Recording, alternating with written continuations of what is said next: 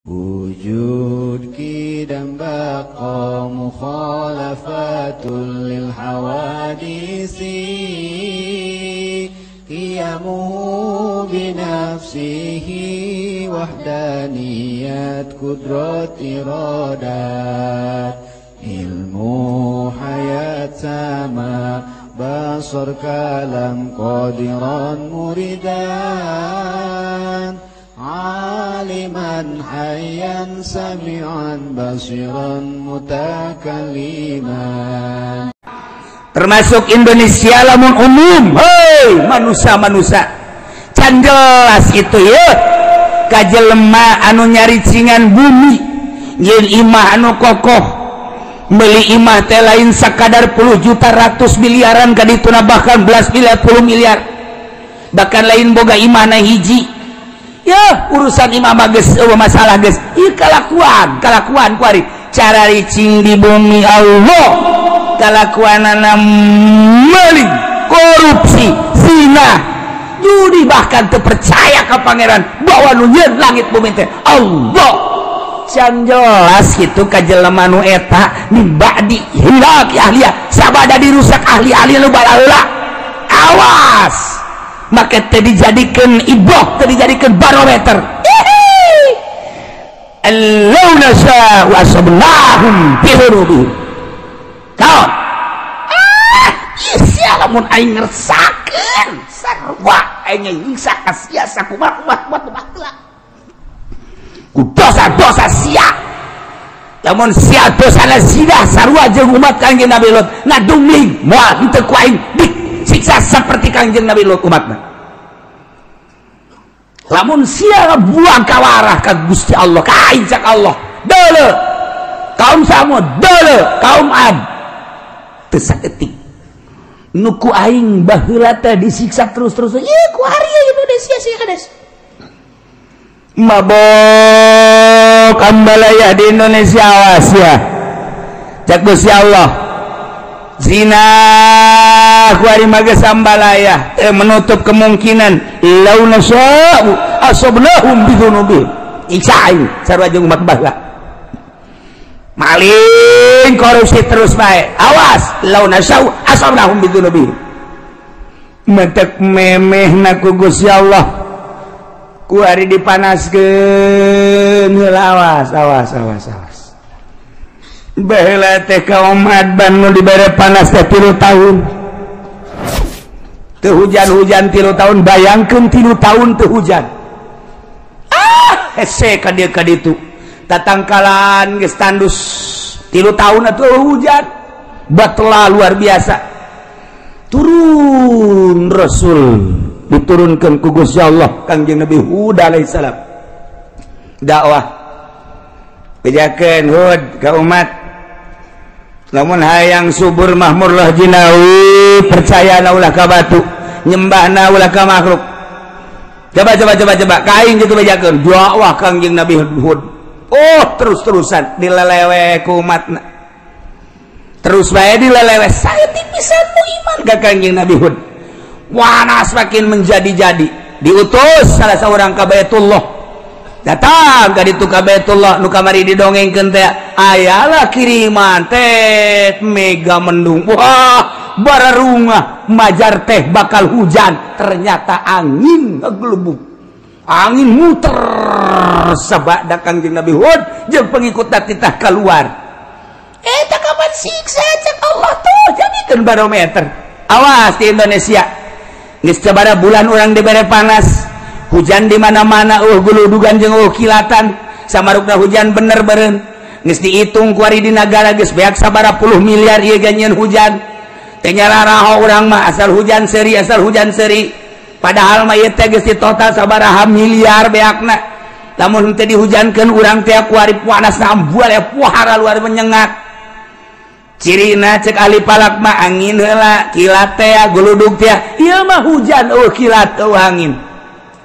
sabarukan kumaha awas lamun nang tangan ka Gusti Allah bisa jadi berkepanjangan ieu panas Tangerang geus kekurangan cai pasokan air anu bakal ka Jakarta teh anu geus ka Jakarta ditutup lantaran untuk wilayah Tangerang ge kekurangan serang geus kekurangan cai ku ari mah kamari ieu ya rong perpak Purwakarta di Purwakarta geus batelak kurang cai Karawang ge lamun teu ngandalkeun Jatiluhur mah geus eueuh cai Allah maha kawasan ke kumaha meureun ke sanajan aya Jatiluhur wallahu alam ngan tetep bae urang ngadoa mah tetep ngadoa bae ngan ieu disiksa babari jasa teu puguh teu karu sadane macet siksa teh Allah da kumaha coba ayo terus urang ka Jawa Tengah ka ditu kurang moga informasi di Yogyakarta geus parah jasa eueuh cai tapi ieu urang masih kene leha-leha kene zina nu mabok-mabok pemerintah korupsi terus bae nang tangan Allah awas berkepanjangan ieu keur ditegor ku Gusti Allah awas mendak lobakeun lah istighfar ka Gusti Allah Subhanahu wa ta'ala awalam yahdi apakah can jelas lilladzina yarithuna al-arda ka jelema nu nyicingan bumi ieu nu mantak Gusti Allah teh make bahasana yarisunal ardo make yarisu matina warasa yarisu eta makan ngawaris aya ngawaris mah berarti kapan aya nu diwaris lamun bapa ngawariskeun ka anak aya anak eueuh anak mah meureunanan ka incu lamun incu anak eueuh aya meureun dulurna mamang teh uwa teh nah eta ngaranna ngawaris ieu ge ku bangkawara amat sia cicing di alam dunia nanangieun Allah sia ngawaris ka umat nu baheula zina sia ge kunaon zina deui bae nu baheula mabok sia kuari kunaon mabok nu baheula maling sia kuari kunaon maling mantap make bahasana yarisunal ardo pohara lamun dibongkar sakalimat na Al-Quran urang mangkat bulu dikiekeun dikitukeun urang mah macaan nambah ge kuari ge sararese ngadengikeun ge cangkeul padahal mah kurang kumaha kopi geus ngarokok geus bubur geus segala wuduk segala tetep bae ku ngadengenakeun cangkeul geus neuleuh deui ka jam bangun dek demo teh ka aing sia aduh Gusti Allah lagu ente ngeta mun boga janji meureun deui jam ye janji aing jeung jahe tuh ieu bahasa yarisuna sia cicing neruskeun lalakon umat nu baheula dizina disiksa umat nu baheula mabok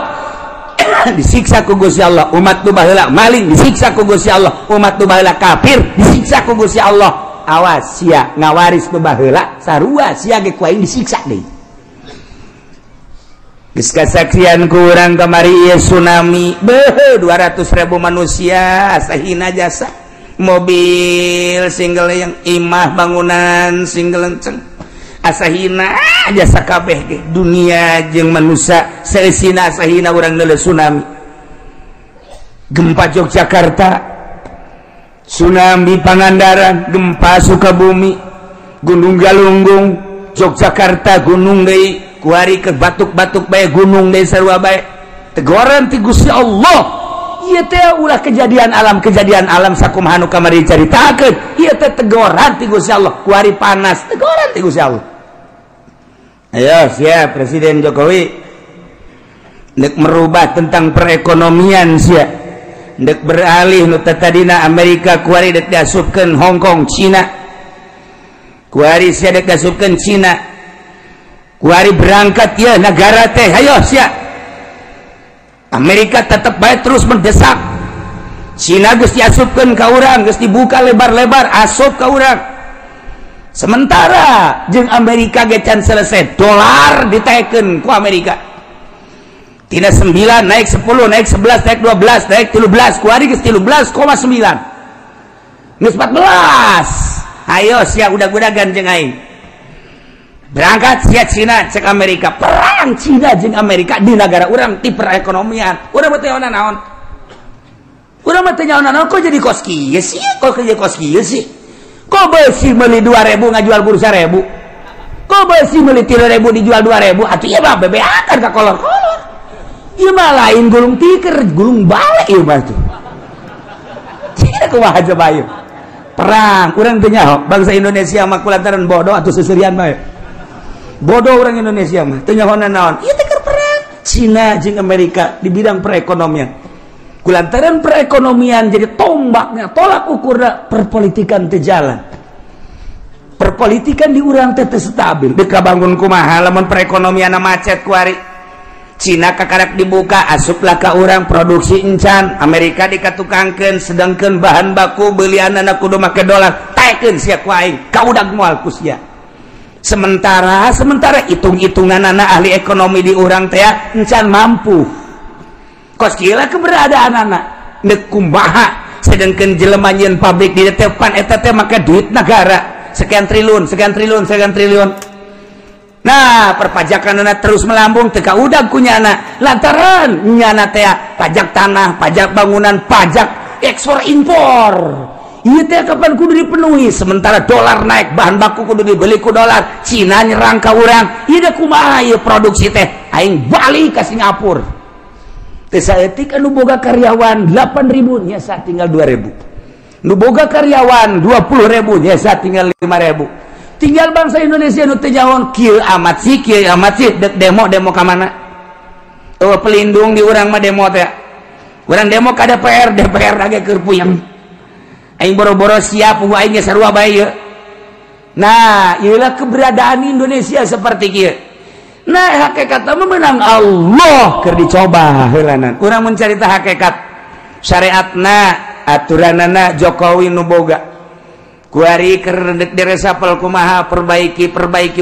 hayo coba menteri poh ieu ganti itu bakal gitu-gitu kene nemandak Habibie ngomong terpuruk sepanjang sejarah Indonesia perekonomian saat ini lain cek aing cek Habibie kamari Habibie datang ka dia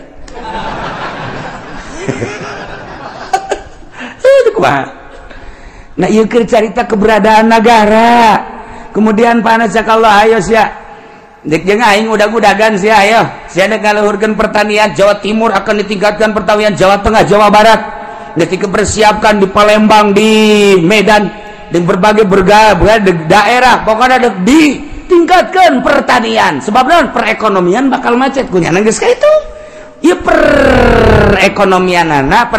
industri bakal macet sebab moal kaudag melalui dolar ditaekeun ku Amerika hayo hayang nyaho udag-udagan perang Cina jeung Amerika asal Cina naik perang lamun Cina terus memaksa dolar bakal 15 lamun Cina terus bae ku Indonesia dibere diketeruskeun naik 16.000 je dari kumaha eta mah perang nyana ayo cek Amerika je pas gitulah perang beda deui jeung perang di Irak lain deui di Irak mah ai di Irak mah Saddam Hussein teh je deuleu sejarah cek Saddam Hussein menyaing teu mampu sih kok transaksi make kitu hilang dolar bae ku ini ditaekeun Islam teh dolar ku ari teu bisa transaksi di Irak meuli minyak kudu make dinar meuli minyak kudu make dirham uang Iran kitu kene sepakat bingung kalah Amerika sakedeung nyin lah nyana perkumpulan ieu mah lamun diteruskeun bakalna negara Islam di mana-mana bakal terulang kembali wali sanga zaman kitu Raden Patah dengan Saddam Hussein Islam akan tinggi urang mah teh jauh minyak dengan sakitu perang perekonomian nah dijadikan biologi di Irak teh ngan omongan Amerika teh dihajar ku Amerika sorangan moal kuat Irak dihajar ku dua anjing iris moal kuat dihajar jeung Prancis moal kuat nyeulat multinasional hajar Saddam Hussein sebab urang bahaya ka dituna bisa-bisa Islam naik deui Islam nu mantak merudah sadunia kamari mah tanpa aya nu nitah spontan tuh lamun dibuka sejarahna pas gitu kuari di Indonesia geus tambah geus carita Irak tambah geus beres tambah beres gesan teman gesan helanan kuari urang mah carita Jokowi presiden urang eta kajen kumaha ge perang Amerika jeung Cina hayo udag-udagan sia kau bisan teh sia ketika Cina terus yen naik jeung uang Cina naik yaitu dan garang Amerika masih kene siap naik deui dolar mual kuat kajen kumaha nu mantak cek Jokowi urang kuari mah beralih ke pertanian urang siapkeun pertanian wah geus disiapkeun nya lagi geus boga pemikiran ieu moal kuat ngudak dolar Amerika teu moal kuat geus urang kana pertanian. Cak Allah lain kitu titah ibadah atuh ka aing jas siang ngandelkeun pertanian teh ngandelkeun hujan panaskeun ku aing sia. Lain titah ibadah dengan udag-udagan. Bejakeun para ulama nu sekeliling mengelilingi Jokowi. Kita ibadah ka Gusti Allah kitu masyarakat. Ulah udag-udagan yang ka kawasan Allah. Lamun dipanaskeun panas anu luar biasa. Deuleu India, deuleu Pakistan, brek parah. Ji tropis tinggal tropis. Allah Maha segala-galana. Awalam yahdi. Apakah itu jelas ka jelema anu seakan-akan mempusakai bumi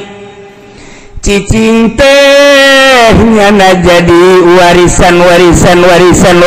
dianggap pusaka bisukna cicing imah-imah sangeunahna bae sabada dirusak ahlina nu baheula encan jelas Allahuna sya'u lamun tamah kaula ngersakeun asobnahum kaula ge bakal ngeunaan ka manehna siksa ku sebab dosa-dosa nawas wa naqbahu ala qulubihim fahum la yasma'un kaula nu agung teh geus ngelak geus ngecap geus nyeplok kana hate-hatena jelema nu bereheula manan manehanna teu iman teh manan manehanana teu percaya ajuku kaula disiksa hajunya nanti daekeun ngadenge kana piwuruk-piwuruk simata daburin ngan sakadar didengekeun dipikir henteu sakadar ngadegekeun dilaksanakeun henteu akhirna jadi guguyon siksa ku aitah jelema-jelema nu baraheula teh nu mantak disiksa teh teu percaya ka ing hatena ku aing geus dicap diceplok distempel geus moal iman kulantaran buang ka warah jasa menutup kemungkinan anu ngawariskan tanah nu baraheula di urang zaman Bung Karno Masya Allah menyatus desa Bang sampai Merauke. Bung Karno menyatukan umat musyawarah jeung para penggede jeung para inohong tokoh-tokoh masyarakat berbagai lapisanana politikus ekonomi jeung ahli agamana kiai diajak musyawarah yuk urang nyatu nyahiji dari Sabang sampai Merauke istimewana Bung Karno tapi ku hari berpecah belah ku hari ge kapan geus hampir memaksakeun sebenarnya per provinsi kulantaran naon asah henteu kageroh ku hari lamun Aceh ku hari geus memecahkeun diri Papua geus hayang misahkeun diri kemudian Banten ge Banten selenting-selentinganan geus hayang misahkeun diri kulantaran naon eta teu kagero permasalahan naon henteu kagero geus dijieun otonomi daerah ku ari mah tuh pelaksanaan pembangunan kumaha sadaerah-sadaerahna pemasukan gede hebat berendaerah pasukan leutik berarti saaya-ayana dilaksanakeun geus otonomi daerah tapi tetep bae otonomi tinggal otonomi jalan mah tetep bae renjul bae deuk kumaha deui atuh deuk kumaha deui renganan sistem nu aya di urang anu teu bagus atawa manusia-manusia geus boho kana sistem nu aya geus kudu dikumahakeun ieu mah keur nyaritakeun kebangkrutan urang diceplok ku Allah komo lamun datang ka lain sekedar mabok lain sekedar zinah lain sekedar korupsi bahkan manehanana kufur teu percaya ka Allah ieu diceplok ku Gusti Allah asal geus kararitu delekeun cak Allah law nasya'u asabnahum bidzunubihim siksa ku aing teu menutup kemungkinan cara umat nu baheula jaga ku urang tina siksa Allah urangna babalik ka Gusti Allah Subhanahu wa ta'ala tilkal quratuh kampung tuh negara tuh kota allati maradzikruha geus dicaritakeun tadi geus kaliwat naqussu alaika kaula nu agung nyaritakeun ka anjeun ya Muhammad Muhammad